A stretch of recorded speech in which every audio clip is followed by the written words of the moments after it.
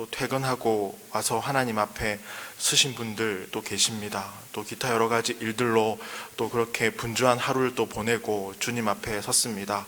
주님 말씀으로 은혜 주시고 또 기도할 때 함께하여 주옵소서. 돌아가는 그 발걸음, 그리고 세상 속에 살아갈 때 성도로서의 그 삶을 굳건하게 살아내는 우리 온누리교회 성도님들 되기를 소망합니다. 날씨가 추워지고 있습니다. 건강을 지켜주시고 함께하여 주옵소서. 그리고 이 시간 주님께 선교 헌금 드린 분 계십니다. 하나님 나라 가운데 귀하게 사용되어질 수 있도록 주님 인도하여 주옵소서. 감사하며 예수님의 이름으로 기도합니다. 아멘. 우리 옆 사람과 한번 인사하겠습니다. 오늘도 수고 많으셨습니다. 네. 눈빛을 한번 교환하시면서요. 다시 한번 오늘도 수고 많으셨습니다. 오늘도 수고 많으셨습니다. 네, 수고 많으셨습니다. 네, 오늘 시편 3편 1절에서 8절 말씀을 가지고요. 붙드시는 하나님, 우리 인생을 붙들어 주시는 하나님에 대해서 말씀을 전하고자 합니다. 저는 1980년에 태어났습니다. 80년생이거든요. 그런데 저희 처제는 이것을 인정하지 않고 늘 저를 보면 형부는 70년대 태어난 사람 같아요. 늘 이렇게 얘기하거든요. 그래서 참 상처를 늘 받아서 처제에게 늘 한마디 합니다. 아니야, 나는 80년생이야. 이렇게 얘기하곤 하거든요. 저는 80년생으로요. 카세트 테이프 세대입니다. 리어커에서 들려오는 소리가 20대 때 참 많이 울려 퍼졌거든요. 그래서 주머니에서 얼마 되지 않은 돈으로 노래를 참 많이 들을 수도 있었습니다. 요즘은 mp3 파일을 듣잖아요. 카세트 테이프가 주는 그런 약간 따뜻함들이 있습니다. 왜? 듣기 싫은 노래는 빨리 돌려도 되고요. 그리고 만약에 한 번 더 듣고 싶으면 뒤로 감기도 가능합니다. 그때 소리 나는 테이프 소리 아십니까? 지잉 이렇게 참 그게 따뜻하게 느껴지더라고요. 그러다가 하도 많이 들으면 테이프가 늘어나가지고요. 소리가 막 잘 들리지도 않잖아요. 저는 그런 생각이 한번 이렇게 해보면서 우리 인생도 카세트 테이프처럼 그러면 참 얼마나 좋을까 그런 생각이 좀 들었습니다. 내가 원하는 시점에 조금 더 머무를 수 있고 내가 기억하고 싶지 않은 일은 조금 더 빨리 돌려서 지나갈 수도 있고 참 그러면 얼마나 좋지 않을까. 오늘 함께 읽은 시편은요, 다윗의 슬픈 노래인데요, 다윗도 아마 이런 마음이었을 것 같습니다. 내 인생 가운데 슬픈 이 시간, 힘든 이 시간 조금 돌려서 지나고 싶다, 이런 마음이었던 것 같아요. 오늘 우리가 함께 읽은 이 다윗의 시편 3편은요 시편에 처음으로 나오는 슬픔의 시입니다. 다윗의 탄식과 다윗의 슬픔과 다윗의 고독과 다윗의 아픔이 기록되어져 있는 시입니다. 왜 그러냐면요, 사랑하는 아들로부터 배신을 당하고 믿었던 신하들로부터 배신을 당하고 그렇게 배신을 당했던, 그리고 죽음의 위협에서 늘 도망자 인생을 살아야 했던 이 다윗이 믿음의 고백이 담긴 시이기 때문입니다. 이 시편 3편은요 아침의 기도라고 불리기도 합니다. 그러면 아침에 우리가 일어나서 기도할 때 어떤 기도를 대부분 하십니까? 컨디션이 좋으면 오늘 하루도 말씀으로 승리하게 해 주십시오. 오늘 하루도 주님의 주실 말씀 기대합니다. 주님이 허락한 이 시간 가운데에 무엇을 나에게 보여주실지 기대합니다. 그러나 컨디션이 좀 안 좋은 날은 주님이 오늘 계시는지 그렇게 인지하지 못하고 살아갈 때가 있는 것 같기도 합니다. 아침 기도로 알려진 이 다윗의 시편 3편은 이렇게 시작합니다. 우리 1절 말씀 다 같이 한번 읽어보겠습니다. 여호와여, 나의 대적이 어찌 그리 많은지요, 일어나 나를 치는 자가 많으니이다. 아침 기도치고는 상당히 무겁지 않습니까? 하나님 감사합니다, 이게 아니라 하나님, 내 마음이 좀 무겁습니다. 나를 많이 위협하는 적들이 참 많이 많습니다. 첫 번째로 보면요, 대적이 많다, 나를 조롱하는 사람이 참 많다라고 이야기합니다. 두 번째는요, 일어나 나를 치는 자가 많다라고 얘기합니다. 약간 원어를 살려서 이 부분을 해석해 보면 내 위로 올라타려는 자가 많다입니다. 왕으로서 권위를 가지고 누리고 있는 이 모든 것들을 가져가려고 하는 대적들이 주변에 참 너무나 많다라는 겁니다. 그래서 하나님, 나는 이 아침에 슬픕니다. 나는 이 아침에 마치 벼랑 끝에 서 있는 것 같고 마음이 무거워서 지금 주님께 이렇게 기도를 드립니다. 자, 그러면서 2절 말씀 한번 읽어보겠습니다. 많은 사람이 나를 대적하여 말하기를 그는 하나님께 구원을 받지 못한다 하나이다. 다윗이 깊은 한숨을 쉬면서요, 절망하는 기도의 내용은 대적들의 말 때문입니다. 대적들의 입술 때문이죠. 우리가 어떤 사람을 무너뜨리기 위해서 물리적으로, 군사적으로 이렇게 행할 수도 있지만 그거 필요 없이 가장 간단한 것은 말로 사람을 무너뜨릴 수 있다는 겁니다. 옛말에 이런 말이 있더라고요. 칼은 몸을 베고 말은 마음을 벤다. 말이 입힌 상처는 칼이 입힌 상처보다 깊다. 몇 주 전에 연예인 한 명이요, 극단적인 선택을 했습니다. 우리가 다 아는 연예인이기도 합니다. 이 연예인이 왜 극단적인 선택을 할 수밖에 없었을까요? 악의적인 루머성 댓글과 기사들 때문에 그렇게 선택을 할 수밖에 없었죠. 왜 그렇습니까? 바로 말 때문입니다. 말 때문에. 믿음 좋았던 엘리야는요, 이세벨이 내가 너를 잡아 죽이겠다 이 한마디에 정신줄을 놓고 로뎀나무로 도망갑니다. 로뎀나무 아래에서 어떤 고백을 합니까? 차라리 나 죽고 싶습니다, 주님. 이렇게 고백을 합니다. 다윗도요, 그의 아들 압살롬을 피해서 야반도주를 하고 나서 도망자의 생생을 살아갈 때 시므이라는 사람이 나타나서 이렇게 말합니다. 저주의 말을 퍼붓습니다. 영영 가라, 이 피비린내 나는 살인자야, 이 불안당 같은 자야. 주님께서 그 피해 값을 모두 너에게 갚으신다. 이제는 주님께서 이 나라를 너가 아니라 압살롬에게 맡길 거야 라고 저주합니다. 여러분, 이런 말의 상처를 계속 받다 보면 아무리 믿음이 좋은 사람도요, 믿음이 흔들리게 되어 있습니다.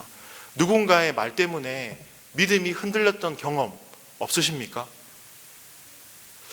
주가 낮 예배에 이어서 저녁에도 아무도 없으시네요. 누군가의 말 때문에 상처받은 성도님들이 아무도 없다는 거 대단한 것 같습니다. 믿음이. 네. 반대로 그럼 혹시 상처를 주고 계신 거 아닙니까? 그렇진 않으세요? 않으세요? 우리는 상처를 주거니 받거니 그렇게 살아갑니다. 저에게는 사랑하는 동생이 한 명 있는데요, 가끔 얄밉기도 합니다. 4살 차이가 나거든요. 제 동생이 이제 복음을 듣고 20대 때 교회에 오게 되었을 때의 일입니다. 제 동생이 교회에 왔을 때, 제 동생은요, 그 단국대 연극영화과를 나왔거든요. 그래서 시나리오 작가가 꿈이었습니다. 그래서 그때 이제 뭐 그런 꿈들을 갖고 이제 교회에 와서 신앙생활을 할 때 교회에서 첫사랑을 만나게 되었습니다. 그가 누구냐면 저의 친구입니다. 4살 연상이 되겠죠. 그렇게 연애를 알콩달콩 하다가 아무도 모르게 1년 동안 만나다가 1년이 지난 다음에 이제 우리 교제하고 있습니다라고 부모님께 말씀드리려고 했는데요, 제 친구의 부모님이 저희 교회 수석 장로님이셨습니다. 그래서 그렇게 교제 사실을 알리고 말씀을 드렸는데 허락했을까요? 허락을 안 했을까요? 허락을 안 하셨습니다. 제 동생이 어떻게 했을까요? 말을 안 듣고 계속 만났죠. 그러던 어느 날 장로님이 제 동생을 불러서 훈계를 했습니다. 미래도 보장되어있지 않고 과도 별로고 나이 차도 4살이나 나고 헤어지면 좋겠다라는 말을 하시더라고요. 그러니까 제 동생이 그 말을 듣고 헤어졌을까요? 안 헤어졌을까요? 네, 안 헤어졌죠. 계속 만나고 계속 연애했죠. 군대도 1년 늦게 갔습니다. 연애한다고요. 그런데 결국 장로님이 모진 말까지 하시더라고요. 동생의 표현에 의하면 욕까지 했다고 하더라고요. 그래서 동생이 상처를 받고 이제 복음을 듣고 교회에 갓 나온 친구거든요. 믿음을 그때 잃어버렸습니다. 어떻게 믿는 분이 그렇게 말을 할 수 있을까? 지금도 믿음이 흔들리면서 왔다 갔다 하고 있는 게 제 동생이거든요. 참 보면 안타깝습니다. 저희는 이렇게 누군가에게 상처를 주고 살아가는지도 모릅니다. 그러나 반대로 누군가에게 우리의 따뜻한 말이 그 사람에게 따뜻함이 전해져서 주님의 그 따뜻한 사랑을 또 전하기도 합니다. 2절을 다 한번 보겠습니다. 2절에 보면요, 악인들이 또 뭐라고 합니까? 그는 하나님께 구원을 받지 못한다 라고 얘기합니다. 다윗에겐 아무것도 없었거든요. 장인 사울을 피해 다닐 때 도망자였고요. 주변에 아무것도 없었습니다. 왕이 된 후에는 아들 압살롬이 쿠데타를 일으켜서 주변에 아무것도 없었습니다. 모두가 다 등을 돌렸습니다. 만약에 이러한 상황 가운데서 압살롬이 조금 더 치밀하고 계획적인 사람이었다면 아마 다윗은 그날 밤 광야에서 시체로 발견되었을지도 모릅니다. 그러면 다윗에게는 누구만 남았습니까? 바로 하나님밖에 없었습니다. 하나님 한 분밖에. 그 누구도 믿을 수 없었거든요. 그런데 그 원수들이 이 다윗에게 뭐라고 조롱하죠? 하나님께 구원을 받지 못한다. 하나님도 널 도와주지 못할 거야. 네가 하나님을 바라본 듯 하나님은 너를 구원해 주지 못해. 너를 버리셨어. 다윗의 영혼 깊숙이 바라봤던 하나님마저도 조롱하고 있는 것을 우리는 보게 됩니다. 다윗은요, 처음에는 아닐 거야, 정말 아닐 거야, 이렇게 이야기하면서도 너무 힘든 시절이 광야에서 계속되지니까 다윗의 마음과 영혼은 아마 지쳐갔을 겁니다. 정말 하나님이 나를 돕지 않으셨을까? 돕지 않을까? 그런데 다윗은 정신줄을 놓지 않았습니다. 그는 정신줄을 놔버렸으면 바로 그날 시체로 발견되었을 텐데요. 그는 정신줄을 놓지 않고 하나님을 바라봅니다. 사방이 원수들이고 아무것도 없는 그 광야 가운데서 누구도 의지할 수 없는 그곳에서 다윗은요, 하나님을 바라봅니다. 하나님께 시선을 다윗은 고정합니다. 제가 마음이 무너질 때 힘이 되는 찬양이 있는데요. 찬양의 가사가 이렇습니다. 모든 시선을 주님께 드리고 살아계신 하나님을 느낄 때 내 삶은 주의 역사가 되고 하나님이 일하기 시작하네. 아멘. 우리가 바라봐야 될 분 누구십니까? 예수 그리스도, 그분인 줄 믿습니다. 그리고 다윗은요, 하나님을 바라보면서 이렇게 외칩니다. 1절 보시면요, 여호와여, 3절 여호와여, 7절 여호와여, 여호와여, 여호와여, 여호와여.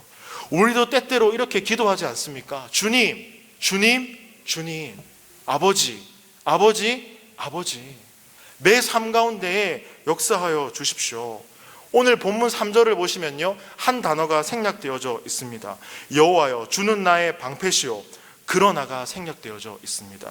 히브리 성경을 보시면요, 그러나 여호와여, 주는 나의 방패시오. 그럼에도 불구하고 내가 힘들지만 주님은 여전히 나의 방패이십니다. 그렇게 간절하게 다윗은요, 여호와여, 여호와여, 여호와여, 주님을 부르고 찾고 간구하고 있습니다. 우리도 동일하게 이처럼 주님을 부르고 찾고 기도하고 있지 않습니까? 그 기도의 내용에 우리의 마음이 담겨서 늘 기도하지 않습니까? 그렇죠. 우리가 찾아야 될 분 주님인 줄 믿습니다. 3절 말씀 읽어보겠습니다. 여호와여, 주는 나의 방패시오, 나의 영광이시오, 나의 머리를 드시는 자의 신이이다. 아멘.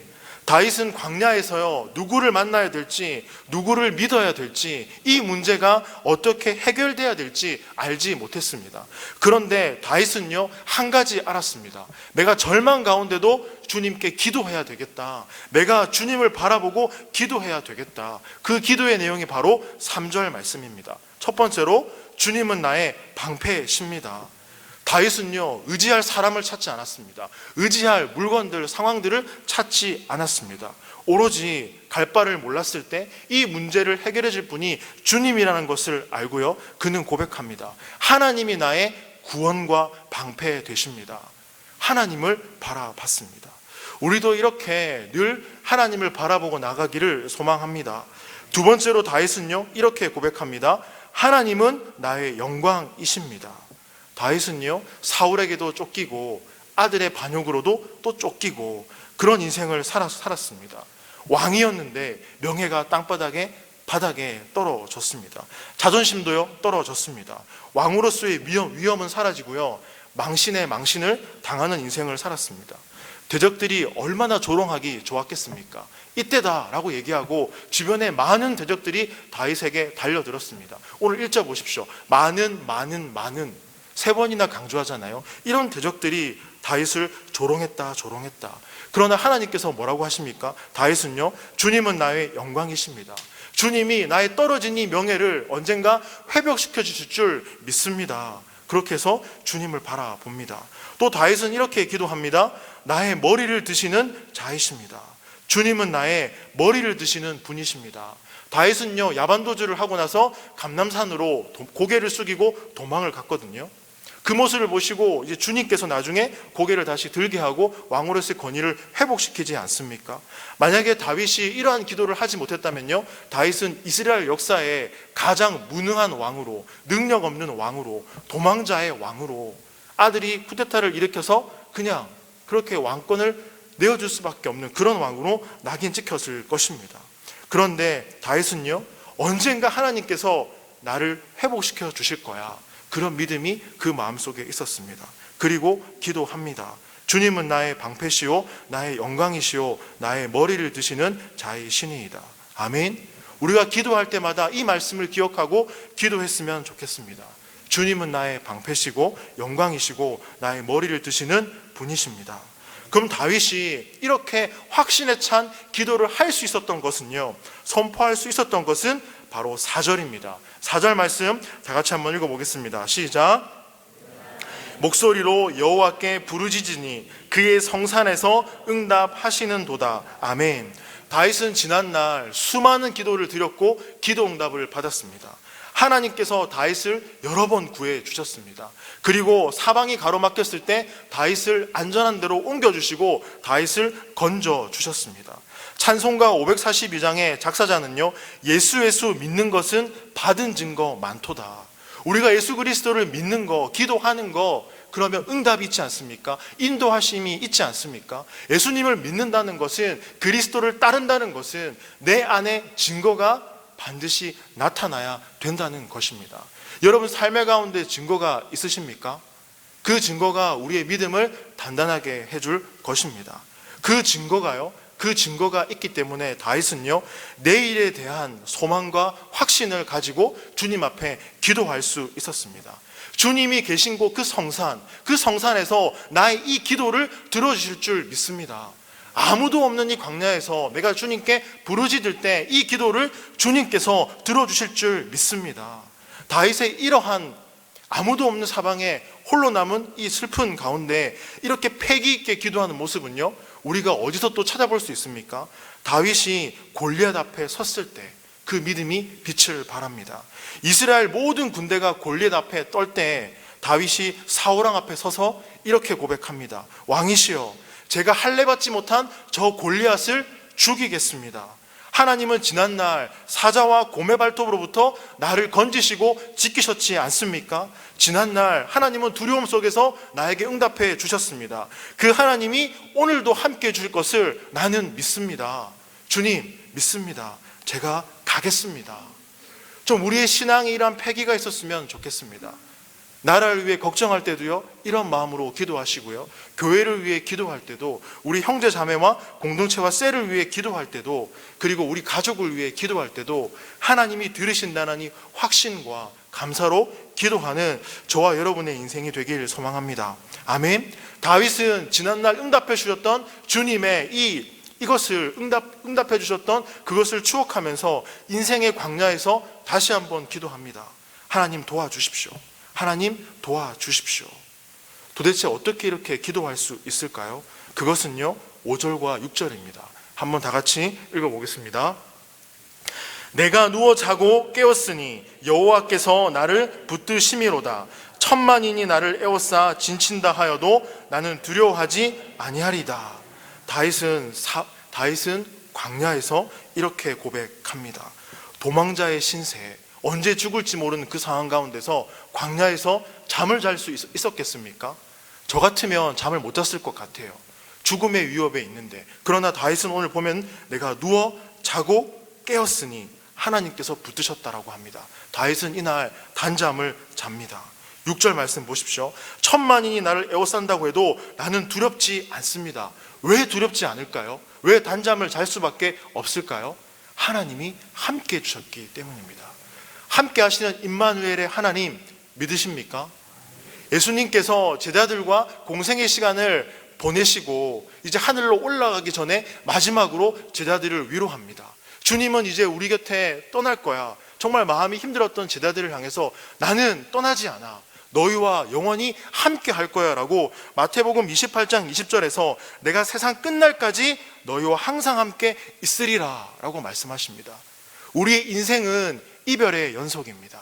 나이가 들어갈수록 이별합니다. 사랑하는 배우자, 사랑하는 가족들, 사랑하는 형제 자매들 이별하게 됩니다. 그러나 그 가운데 하나님은 말씀하십니다. 내가 너희와 평생 영원히 함께 하겠다. 우리 인생에서 중요한 것은요, 함께 하신 하나님과 이 땅에서 이 인생을 살아가는 것입니다. 여러분 믿으십니까? 여러분, 이스라엘의 수도 예루살렘에 가면요, 아메리칸 콜로니 호텔이라고 있습니다. 이 호텔의 한 벽면에는 100년도 더 된 액자가 있는데요, 그 액자에는 편지글이 적혀져 있습니다. 그 편지글이 무엇이냐면요, 찬송가 413장입니다. 제가 가사를 읽어드릴게요. 찬송가를 찾아보셔도 좋겠습니다. 내 평생에 가는 길 순탄하여 늘 잔잔한 강 같든지 큰 풍파로 무섭고 어렵든지 나의 영혼은 늘 편하다. 내 영혼 평안해, 내 영혼 평안해. 저 공중에 구름이 일어나며 큰 나팔이 울릴 때에 주 오셔서 세상을 심판해도 나의 영혼은 겁 없으리. 내 영혼 평안해, 내 영혼 평안해. 이 곡이 어떻게 나온지 아십니까? 1800년대에 미국의 성공한 변호사 호레시오 게이츠 스패포드라는 변호사가 있었습니다. 이 변호사에게는 사랑하는 아내와 사랑하는 네 딸이 있었습니다. 그러던 어느 날 사랑하는 아내와 딸을 유럽으로 여행을 보내줍니다. 비행기는 없고요, 배를 태워서 보내주거든요. 한 달, 두 달 시간이 많이 걸리겠죠. 그러다가 그 여행길에 배가 사고가 납니다. 그리고 한 통의 전보가 남편에게 갑니다. 나 홀로 살아남았어요. 딸들이 다 죽은 거죠. 그때 이 남편은요, 사랑하는 아내를 데리러 가기 위해서 배를 타고 떠납니다. 그 떠나는 과정, 배 위에서 이 변호사가 이 편지를 쓰게 됩니다. 정상인이라면 가능할까요? 그러나 마태복음 28장 20절 말씀, 내가 너와 평생 함께 함이니라. 그 말씀이 깨달아지고 지금까지 나의 가족과 함께 줬던 주님을 바라보면서 이 가사를 적고 그가 예루살렘에 가서 아메리칸 콜린 호텔이라는 기독교 공동체 호텔을 만들게 됩니다. 그리고 그곳에서 또 복음을 전하는 사역을 하게 되어집니다. 주님이 함께 하실 때 주는 평안이 우리에게 고스란히 남겨지고 다가오고 있습니다. 주님이 우리와 함께 하신다는 이 평안을 믿으십니까? 다윗은요, 그곳에서 이 사막 한가운데서, 광야 이 한가운데서 어떤 일이 터져서 내가 죽어도 주님 괜찮습니다. 왜요? 내가 죽으면 주님 품에 안기니까. 그것을 확신하니까 저는 괜찮아요. 사나 죽으나 주님 품에 안길 거니까 나는 단잠을 자겠습니다 라는 겁니다. 원수들이 눈앞에 있는데요, 두려워하지 않고 하나님이신 하나님을 바라보고 생명이신 하나님을 그곳에서 바라봤습니다. 그러면서 다윗은요, 한편으로 하나님께 이렇게 부탁합니다. 7절 말씀 보십시오. 다윗의 부탁 같이 한번 읽어보겠습니다. 시작. 여호와여 일어나소서, 나의 하나님이여 나를 구원하소서. 주께서 나의 모든 원수의 뺨을 치시며 악인의 일을 꺾으셨나이다. 뭐라고 부탁합니까? 나의 모든 원수의 뺨을 쳐주시고 악인의 일을 꺾어주십시오. 하나님, 나를 조롱하고 하나님을 조롱했던 저들의 거짓 그 입술을 심판해 주십시오 라고 다윗은 하나님께 기도합니다. 눈을 뜰 때마다 다윗은 힘들었을 것입니다. 오늘을 어떻게 보내야 되나? 오늘을 어떻게 보내야 되나?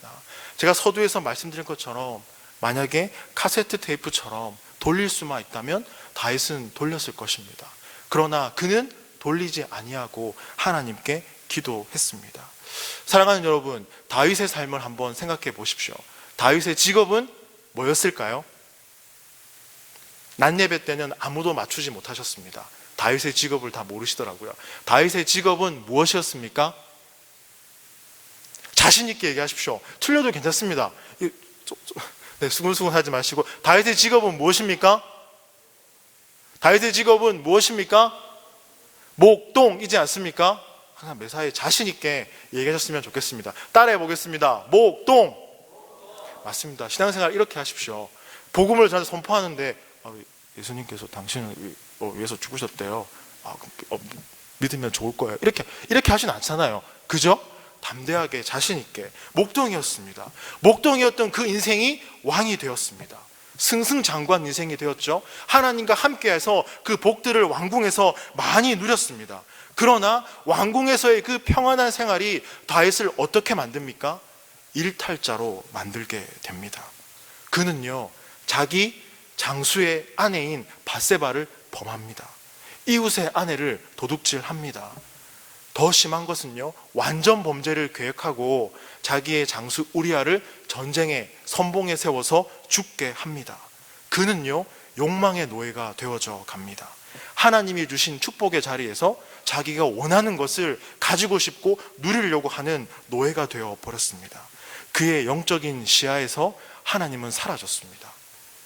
오늘을 살아가는 우리 성도님들의 삶 가운데 하나님의 영적인 시야를 벗어나지 않는 은혜가 있기를 소망합니다. 그는 기름 부음을 받고 성공한 왕이었지만 그의 영혼은요, 바닥을 치기 시작합니다. 영적으로 무기력해지고요, 그는 욕망의 노예가 되어져 갑니다. 그것을 놓치지 않고 많은 대적들이 조롱합니다. 다윗만 조롱했을까요? 다윗이 믿었던 하나님도 조롱합니다. 뭐라고 조롱했습니까? 하나님이 너를 구원하지 못할 거야. 그런데 이런 배경 속에서 다윗은요, 무너져가는 그 삶 가운데서 오늘 기도문을 보십시오.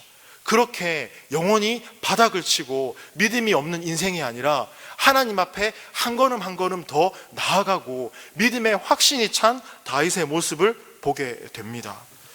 우리가 살아가면서요, 인생 가운데 성공이 주는 유익들이 있습니다. 좀 자신감도 생기고요, 배운 것도 있고. 하지만 성공보다도 고난이 주는 유익이 더 많은 거 아시나요? 의도하지 않는 상황 가운데서, 의도하지 않는 환경 가운데서 주님이 우리의 삶을 인도해 주시고 응답하는 그 손길을 경험할 때 우리는 더 많은 것을 배우고 깨닫게 됩니다. 그러고 보면요, 단기 선교가 주는 유익이 참 많이 있습니다. 우리 온누리 교회에서는 캄보디아와 미얀마 그리고 베트남 이렇게 단기 선교를 보내는데요, 우리가 대한민국에서는 내 스스로 결정할 수 있는 일들이 참 많습니다. 그냥 집에 가장이 이렇게 하겠다, 그럼 그렇게 하는 거잖아요. 집에 엄마가 이렇게 하겠다, 그럼 하는 거잖아요. 그러나 선교 지역에 가면 그렇게 할 수 없습니다. 선교사님이 하시는 대로 따라야 되고 내가 결정할 수 있는 게 아무것도 없습니다. 맡겨야 됩니다. 하나님께 맡기고요, 우리 선교팀이 어떻게 사역해야 될지 이렇게 맡겨야 됩니다. 그래서 아직도 무언가 내려놓음이 잘 안 되는 분들이 계신다면 단기 선교를 꼭 하기를 권면해 드립니다. 단기 선교 꼭 가시기 바랍니다. 아멘. 오늘 아멘 하시는 분들 다 기억했습니다. 단기 선교 가실 줄 믿습니다. 그렇습니다. 다윗은요, 자신의 인생을 광야에 비유합니다. 광야가 주는 유익이 있습니다. 그게 무엇입니까? 하나님의 일하심을 볼 수 있다는 것입니다. 붙드시는 하나님을 경험할 수 있다는 것입니다. 아무것도 없는 것 같고 누군가 기댈 것도 없는 것 같은 그 상황 가운데서도 하나님이 일하신다는 것을 그 자리에서 우리는 경험할 수 있습니다. 혹시 이런 생각 해본 분, 이런 생각 한 번쯤은 아마 해보셨을 것 같은데요, 지금 이 순간이 너무 좋아서 지금 이 순간이 지나가지 않았으면 좋겠다, 이런 생각 한 번쯤 해보셨습니까? 혹은 지금 이 순간이 너무 힘들어서 그냥 빨리 지나갔으면 좋겠다 라는 생각, 이런 생각들 다 한번 해보셨죠? 그러한 가운데서 우리가 다윗처럼요, 시선을 주님께 고정하고 주님은 나의 방패시고 영광이시고 나의 머리를 드시는 분이십니다. 주님, 나를 도와주십시오. 한번 내 인생 가운데에 내 인생을 써주십시오 라고 기도한다면 하나님이 우리 인생을 붙드실 줄 믿습니다. 우리를 그렇게 사용하실 줄 믿습니다. 그렇게 하나님을 바라보며 나아가는 저와 여러분의 인생이 되기를 소망합니다. 아멘. 마지막으로요, 요한복음 4장에 보시면 하나님께서 예배자를 찾는다고 말씀하십니다. 오늘날 수많은 교회에서 수많은 분들이 예배하고 있는데 하나님은 예배자를 찾으신다고 말씀하십니다. 어떤 예배자일까요? 바로 다윗의 고백처럼 하나님께 시선을 고정하고 나의 모든 것을 드릴 수 있는, 영과 진리로 예배할 수 있는, 나의 마음을 올려드리는 그러한 예배를 드리는 예배자를 찾는다고 말씀합니다. 누구 하나 소외되지 아니하고 하나님 말씀 앞에서 위로받고 하나님 말씀을 통해서 인도함을 받는 그러한 예배자, 하나님은 찾으신다고 오늘 우리에게 말씀합니다. 다윗의 이 슬픈 노래가 우리의 기도 응답이 되기를 소망합니다. 그러면서 마지막으로요, 제가 다윗의 노래 찬양을 읽어드리겠습니다. 제가 참 좋아하는 찬양이기도 한데요. 그는 나의 주 아버지, 내 영혼을 풀밭에 누이시고 새와 나무의 노래로 내 마음을 위로하여 주시네. 양들이 주인 찾듯이 오직 한 분 목자인 내 주님을 내가 찾고 또 따르니 주 곁에 나를 메어 주소서. 주는 내 피난처 내 요새 되시니 내 피할 곳은 주뿐이네. 나 돌아갈래 내 본향 주의 집에서 내 주님 맞아 주시리. 주님과 마음을 늘 나누시는 인생 되기를 축복합니다. 오늘 이 말씀 기억하시면서 기도하겠습니다. 하나님 감사합니다. 오늘 주신 말씀을 통해서 주님을 다시 한번 바라보길 소망합니다. 다윗이 주님께 시선을 고정하며 나아갔듯 이 땅에서 삶을 살아가는 우리들 역시 주님께 시선을 드리고 주님께 마음을 드리고 주의 말씀 붙들고 살아갈 수 있도록 주님 인도하여 주옵소서. 주님이 붙드시는 인생, 주님이 함께 하시는 인생 되도록 함께하여 주옵소서. 감사하며 예수님의 이름으로 기도합니다. 아멘. 우리 찬양하겠습니다. 384장 우리 마음을 담아서 찬양했으면 좋겠습니다.